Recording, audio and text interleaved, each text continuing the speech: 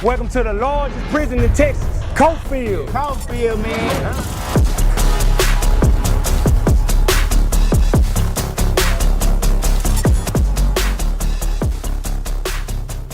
Hello, fellas. How you guys doing today?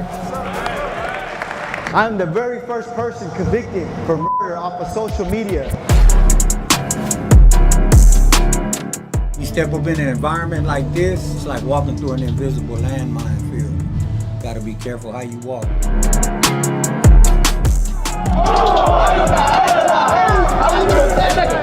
Me and my partners went to his side of town and we ended up jumping on his partners. That was the birth of the beef. The Cofield Unit. It's a name that new arrivals to the prison fear. For decades, it's carried a reputation as a brutal and unpredictable place. Located in Tennessee Colony and home to over 4,000 men, it is the largest prison in Texas. In cell walls, tensions can run high. There's racial conflict, gang rivalries, power struggles, and stabbings. Offenders here have taken lives, done armed robberies, and the most violent crimes you can imagine. Folks, this is a brutal place to be incarcerated. Like most prisons in Texas, it is without air conditioning, and here both inmates and staff suffer through temperatures that can reach over 110 degrees. So at work here are innovative programs that the Texas Department of Criminal Justice is piloting in an effort to rehabilitate these men so they can one day be well integrated back into society. The man that takes us into the Cofield Unit goes by Sambo. At one point, Sambo was a gang leader for one of the most powerful gangs in Texas. Of the 30 years he served in prison, 10 of them were in the Cofield Unit. He was once a man that had no regard for human life. But now, a changed man, he has dedicated his life to helping others break the cycle of violence and live a life built on purpose and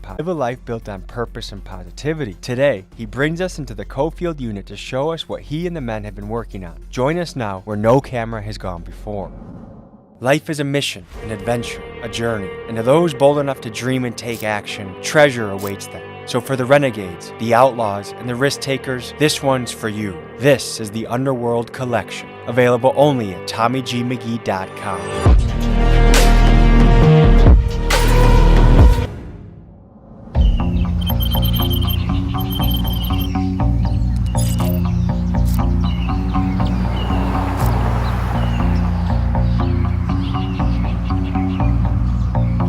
We left Dallas early this morning. We took a lonesome highway road to Tennessee Colony, Texas. We're going to be visiting the largest prison in Texas. The United States locks up more people than anywhere on earth by far. We lock up about 1% of our entire population of our country, which is a wild statistic. There are people here that haven't seen light of day as a free man for 10, 15, 20 plus years. And I'm eager to learn their stories, hear their experiences, and see how they deal with the concept of living in a cage for a good portion of their life. This, folks, will be unprecedented access to the Cofield Unit in Tennessee Colony, Texas. Freedom Big hi. How are you? How you doing, brother? Hey, God bless you guys. God bless you. Tommy G. Tommy Jose, You know about me? Yeah, I'm the one I'm Sambo's boy, man. Man, how are you today? Good, how you doing? I'm good. Give the people the lay of the land. What's happening here? Okay, so this is the chapel here on Cofield. These are some of my co-workers. God bless you I'd guys. like to let them introduce themselves. Juan Ballesteros, man of peace, also a gatekeeper here. What's a gatekeeper? Gatekeeper is we talk to the guys when they first come in the unit, so we help them kind of transition into the new area and environment that they're coming into. So yeah, we're kind of one of the first guys that they meet. So And what is this unit known for? well, back in the day, it was like rocking and rolling.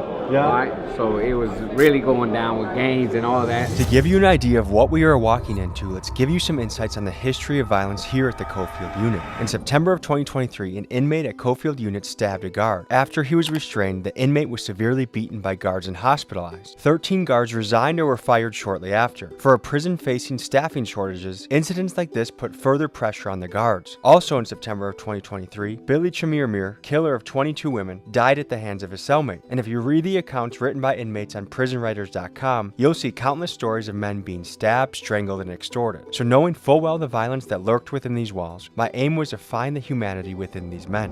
When I was there, it was a very violent, volatile environment. Violence is what set the standard.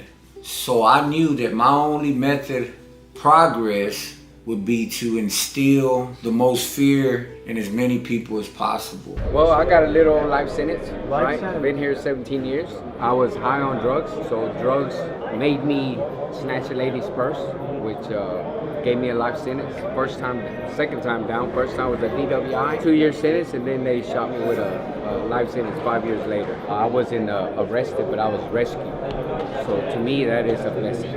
I'm locked up for possession with intent to deliver, and I've been locked up for about to be 16 years. Organized crime to with murder, you know what I'm saying?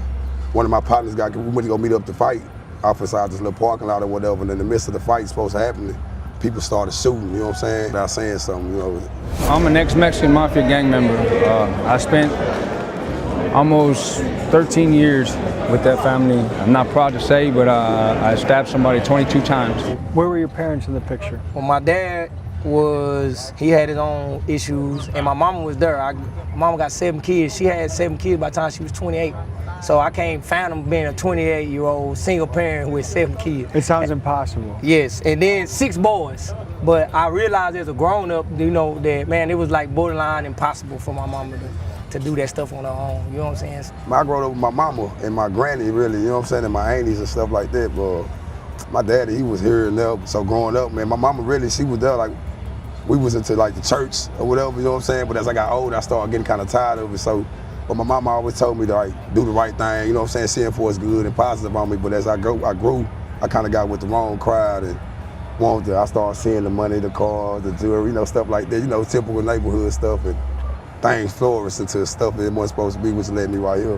What message you have to the youth out there that are doing very risky things and they're not here yet, but they're on that path? You gotta stop and think before you start doing, man, because it's gonna lead you in a bad situation, man. In prison, like, this is not what's up, you know what I'm saying?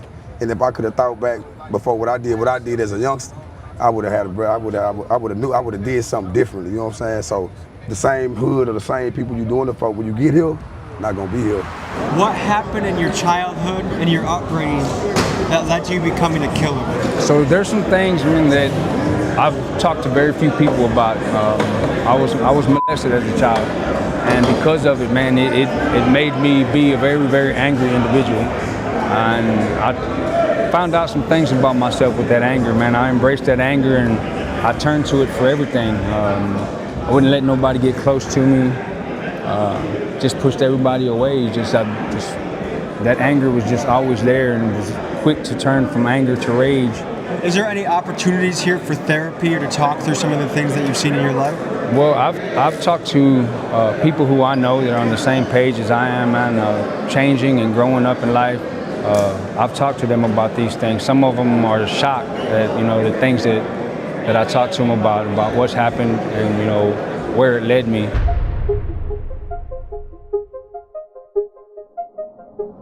My name is Kenneth Young, and I am the director at East Texas Hospitality House here in Tennessee Colony.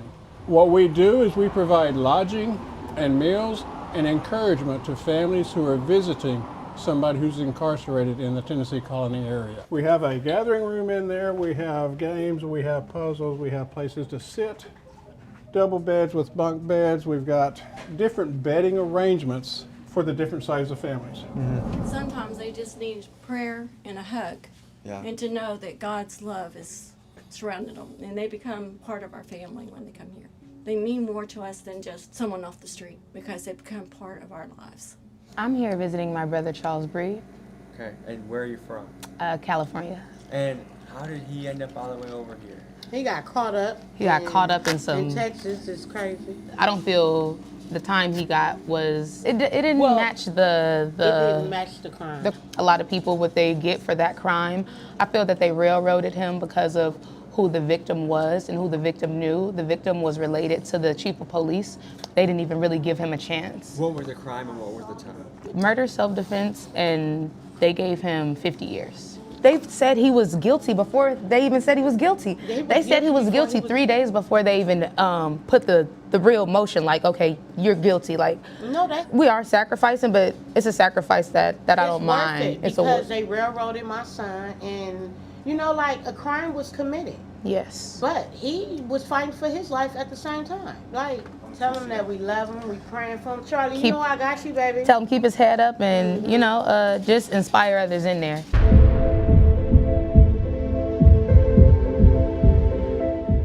And what role does religion play in y'all's life? Religion played the biggest role in my life because if it wasn't for God, if it wasn't for my relationship with Jesus, then me and you wouldn't even be talking right now. You're going to hear religion mentioned a lot in this episode, so for reference, we're talking to a group of guys who are involved in the Christian ministries within the prison. I used to be on the other side, now I'm on the best side.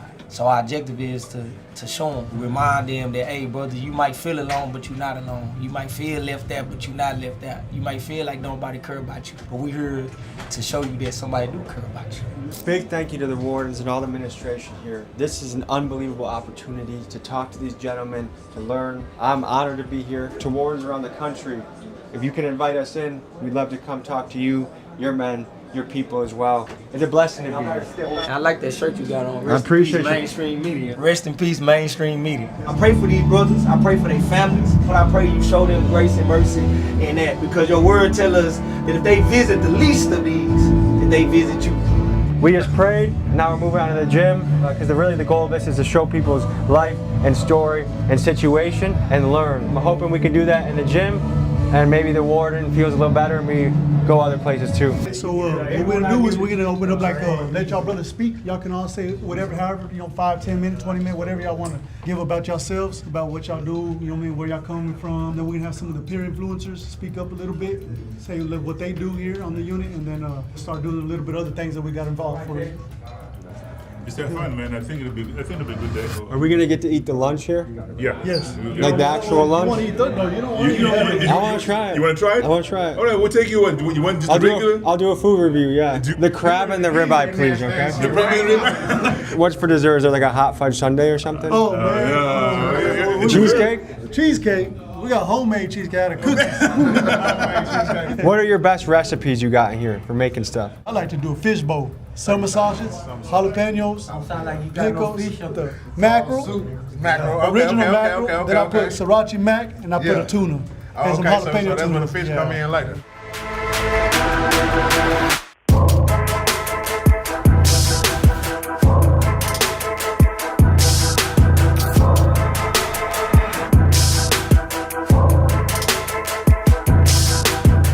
This is like a little thing for Glow that we do every Friday. And we're gonna do a little bit of performing, front line, and we're gonna do a little bit of rap.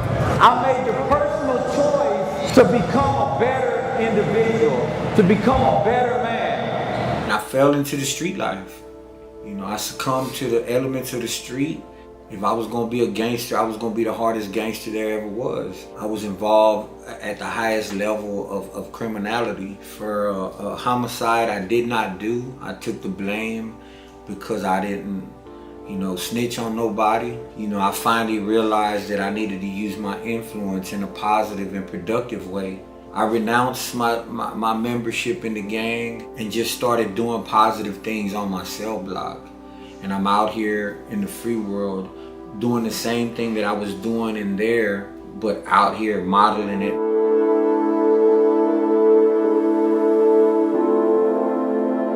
I had no idea until about 10 minutes before that I was going to be going up to give a speech in front of the inmates. Not only was I nervous, but I wanted to say something that actually mattered to these guys. Here's what I came up with. Hello fellas, how you guys doing today? So, my name is Tommy G.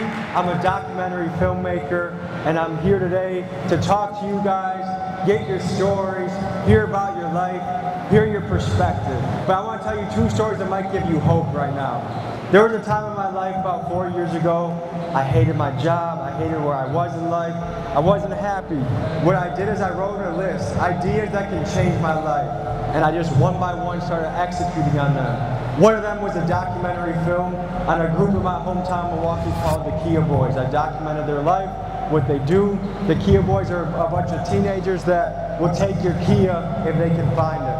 And I knew this is my path to be a documentary filmmaker. So I just want you to have the hope that there's one little thing that can pivot and change your life and shift you into the path that you want to go. Another thing I want to say, One of my best friends on earth, when he was in his 20s, he robbed 6, 7, 8 banks in California. He served 10 years in California. He's been out for 20 years.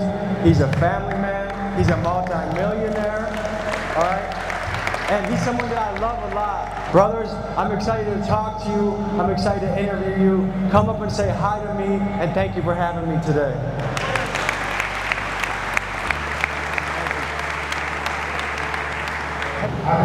That's something I never expected to do, but I'm glad I did. When life serves you on a path, sometimes you just gotta run and take it, even if it feels a little scary. If there's something you need to pull the trigger on in your life, what are you waiting for? Whatever y'all doing and whatever y'all dreaming about doing or whatever goals y'all making, bro, just don't give up, bro. I love y'all. How many of us wanted to be famous when we were kids? Raise your hand. Never in my wildest dreams did I think I would become famous for something I would regret later in life. I'm the very first person convicted for murder off of social media. If you look up Tienda versus State, I'm the very first one convicted through the United States. Posting pictures of myself, but because I had gang-related tattoos, they were saying that I was staying in contact or recruiting gang members.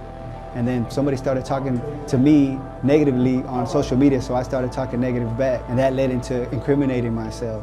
It wasn't until a man came up to my cell one day and asked to pray for me. And you know what I did? The monster in me, I cussed this man out. F-bombs, the Lord names in vain. Come to find out, he was a unit chaplain. And as he's praying for me, I stop a mid-sentence to stop because he said that I would go back to population. I told him I'm in SEG, how am I gonna go back to population? My God could do the impossible. Do you actually believe in your life God could do the impossible? Yeah.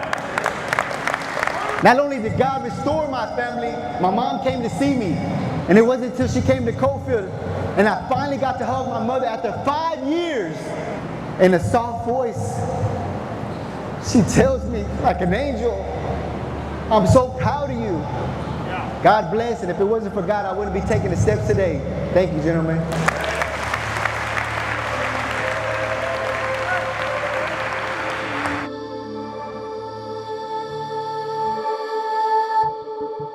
Usually on Saturday, you go to church. That's probably about the only thing that we got to look forward to on the weekend. Church services, unless they have an event like this that we can come to. But most of the time, you got to get laid in. You got to know somebody that'll put you in. Monday through Friday, well, it all depends on what you're doing for yourself. Either you get involved in school, spiritual-based classes, or you can just get stuck on the wing and do nothing. What do a lot of the guys do here to pass time? Me, I'm involved in spiritual-based classes. So right now, I'm involved in culinary arts class. So pretty much every day of the week, I'm involved in class. So 2 questions that a lot of people in society are asking right now. Number 1 is, does prison rehabilitate people? And number 2 is it the job of prison to rehabilitate people? Well, so I can say this. I just did 14 years down here. I stepped out for about 1.5 years. It boils down to what the person wants to do. I know before I left, I wrote down a bunch of things that I didn't want to do, and I guess I still desired to do those things. I still wanted to use drugs. Thanks to God, I came back with an 8-year sentence, and then this time, my whole perception of prison has changed. To me, I see it as a school. You have a lot of opportunities, so I'm taking advantage of every opportunity down here. Out there 8.5 years of solitary confinement. 8.5 years? 8.5 years solitary. In a row? In a row. How did you survive that mentally? Mentally, I read, I prayed, I worked out. I kept my mind focused. Don't get me wrong, I see people commit suicide, come out, get killed, get stabbed, the whole 9 yards. But I seen it all, man. Himself, you name it. When a prisoner is deemed too dangerous for the general population, they are sent to a place designed to isolate and contain, solitary confinement. Here, they are locked in a windowless cell, no larger than a parking space, for up to 23 hours a day. Their only reprieve each day is a brief hour for exercise alone in another cage. Days blur into weeks, weeks stretch into years, and some inmates endure this for decades. This raises an unsettling question. Does solitary confinement cross the line into inhumane punishment, or is this a necessary unnecessary evil. What do you do with inmates who have relentlessly and brutally attacked fellow prisoners or guards? This is a question that we as a society are still figuring out. Do you think that should be allowed to put a human in solitary confinement for 8 years? No, I think that's humane because I believe people deserve a chance. Now, if they're a threat to everybody, yeah, I mean, I can see what they're talking about, you know, but I mean, they would have to be a real serial killer, like knock That's a psychological aspect. I did 5.5 years in SEC. You know, not everybody's mentally strong. You know, people are chemically imbalanced. You know, not everybody can deal with the solitude back there.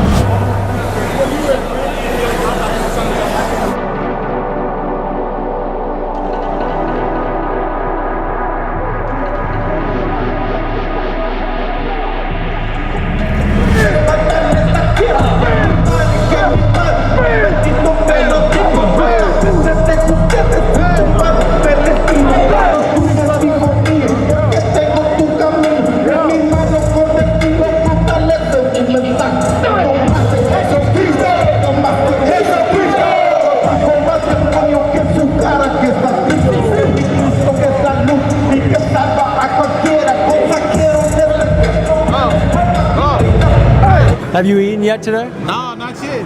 Normally, is breakfast served earlier? You just didn't go? Oh, yeah, it's too early for me. Breakfast is approximately about, let's say, 3, 4 o'clock in the morning. Breakfast is at 3 or 4 in the morning? And it's not very filling. Well, just due to the schedule, because it's such a large unit, I would believe on other units, they probably serve at different times. But on Coatesville, it used to be at 2 o'clock, believe it or not. So in the morning. In the morning. So and then you go back to sleep. And then you got to go back to sleep. And a lot of people have to get up and go to school and things of that nature there. So people are in general used to get up around about 3 o'clock and starting our day then, and then we'll end up going to bed around about 10, 11 o'clock at night. Bring them home. Bring them home. Bring them. Bring them. Finish it. Bring them. Finish it. Go deep. Finish it. Bring them. Go deep.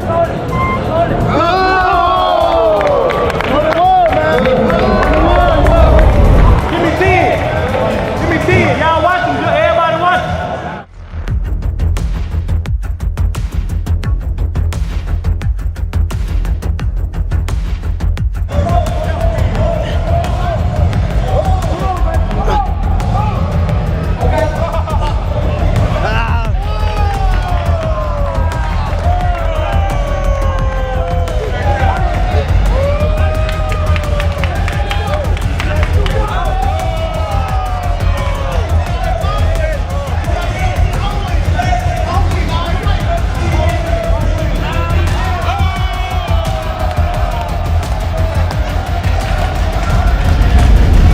How many push-ups you do today? Man, probably like 250, 300. That's just an exercise.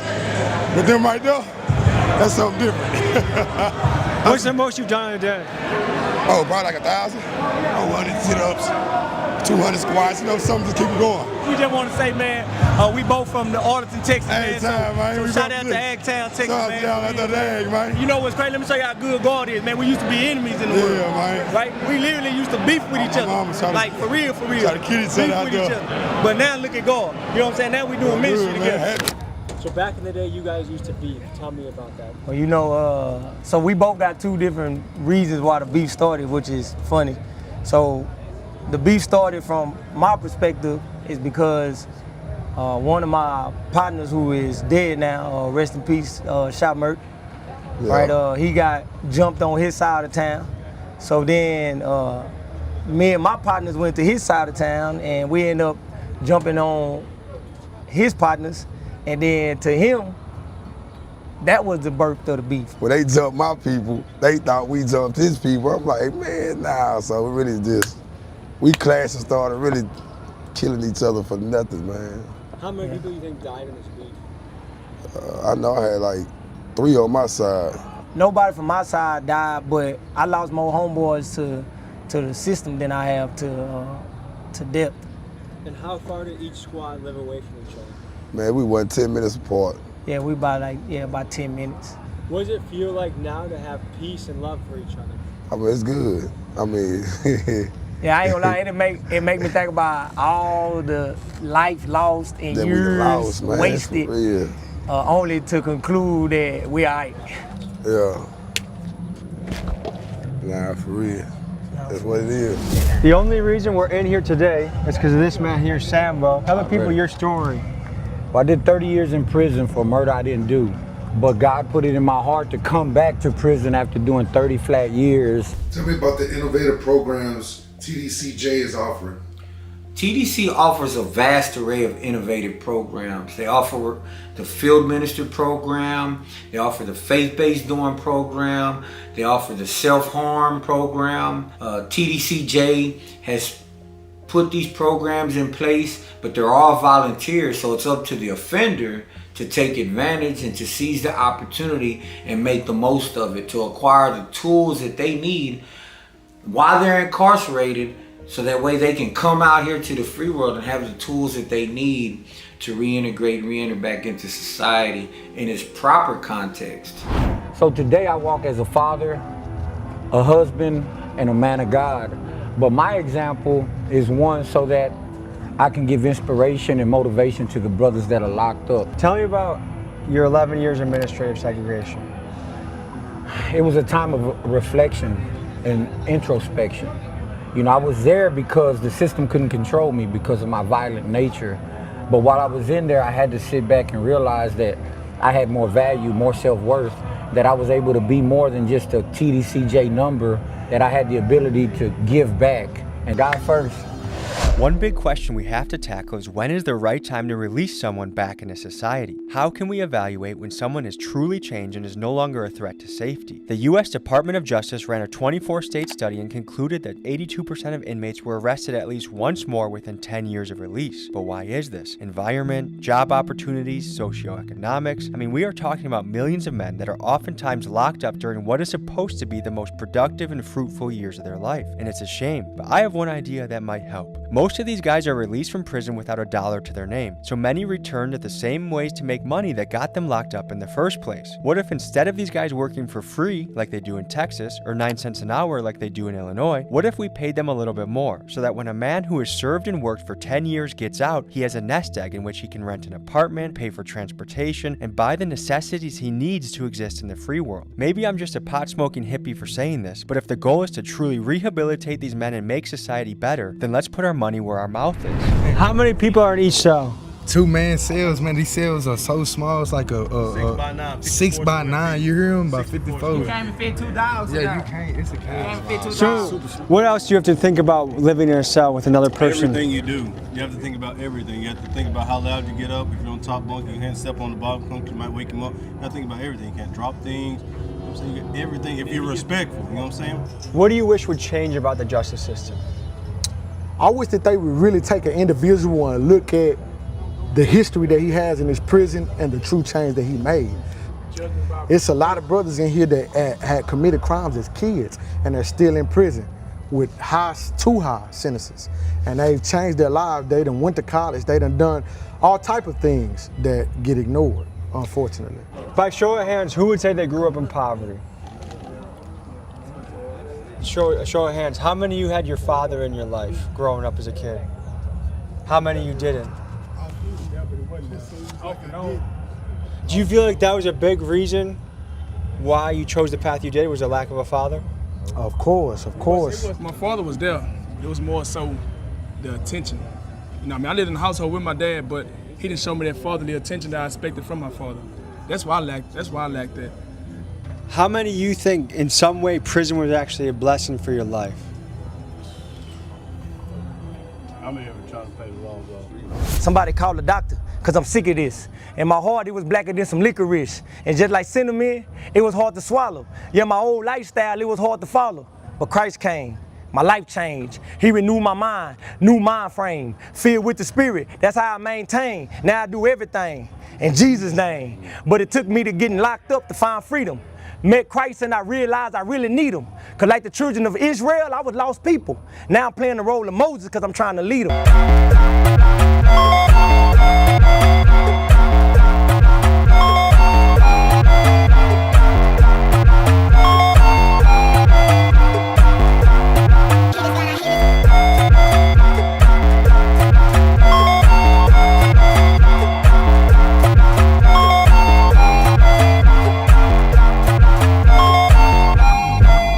Folks, hope you enjoyed this episode. You want to watch another? Here. You want to subscribe? Over here. See you next week.